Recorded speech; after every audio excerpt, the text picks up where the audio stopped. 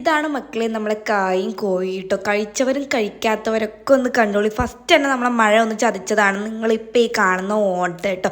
ഇന്ന് നമ്മളില്ലേ നമ്മുടെ പുഴയിലാണ്, അവിടെ വെച്ചിട്ടാണ് നമ്മൾ കായും കോഴി ഉണ്ടാക്കുന്നത്. ഉമ്മ ദാ അവിടെ കായ് നന്നാക്കൽ തുടങ്ങിയിട്ടുണ്ട്. അപ്പോൾ നമ്മൾ കോഴി കഴുകാൻ വേണ്ടിയിട്ട് വന്നതാണ്. അപ്പോൾ നമ്മൾ കോഴിയൊക്കെ നല്ല വൃത്തിയിൽ കഴുകിയെടുത്തിട്ടുണ്ട് കേട്ടോ. അടുപ്പൊക്കെ നമ്മൾ സെറ്റാക്കി വെച്ചിട്ടുണ്ട് കേട്ടോ. ഇനി നമ്മൾ തീ പിടിപ്പിക്കലാണ് ടാസ്ക്. അങ്ങനെ പെട്ടെന്ന് തന്നെ തീ പിടിച്ചിട്ടുണ്ടായിരുന്നു, കാരണം വെയിലായിരുന്നു നമ്മൾ വരുന്ന ടൈമിൽ കേട്ടോ. അങ്ങനെ ആ ചട്ടി വെച്ചിട്ടുണ്ട്, അങ്ങനെ വെളിച്ചെണ്ണ ചൂടായിരുന്നു. നമ്മൾ ആദ്യം തന്നെ കോഴി വെക്കാൻ പോകുകയാണ്. ഇതിലാണ് നമ്മൾ കായും കോഴി വെക്കാൻ പോകുന്നത് കേട്ടോ. കായും കോഴി ഇഷ്ടമുള്ളവരൊക്കെ ഒന്ന് കമൻറ്റ് ചെയ്തോളി. ഇനി ഇതുവരെ കഴിക്കാത്തവരാണെങ്കിൽ ഇത് കണ്ടോളി, വേഗം പോയി വെച്ചോളി. ഇതാണ് എനിക്ക് നിങ്ങളോട് പറയാനുള്ളത് കേട്ടോ. അങ്ങനെ നമ്മൾ ചിക്കൻ്റെ പരിപാടികളൊക്കെ കഴിഞ്ഞിട്ടുണ്ട്. അങ്ങനെ നമ്മൾ ചിക്കൻ ഇട്ട് കൊടുത്തിട്ടുണ്ട്. ചിക്കൻ നമ്മൾ കറി വെക്കുന്ന പോലെ കറി വെക്കുക, അതുപോലെ തന്നെ ഒരു മുക്കാൽ വേവാകുമ്പോൾ അതായത് നമ്മുടെ കായ് അതിലോട്ട് ഇട്ട് കൊടുക്കുക എന്ന് മാത്രമേ ഉള്ളൂ കേട്ടോ. ഇവിടെ ഒരാളിതാ പുട്ടൊക്കെ ഉണ്ടാക്കുന്നുണ്ട്, ഇതിലോട്ട് കൂട്ടി കഴിക്കാനാണെന്ന് തോന്നുന്നു കേട്ടോ.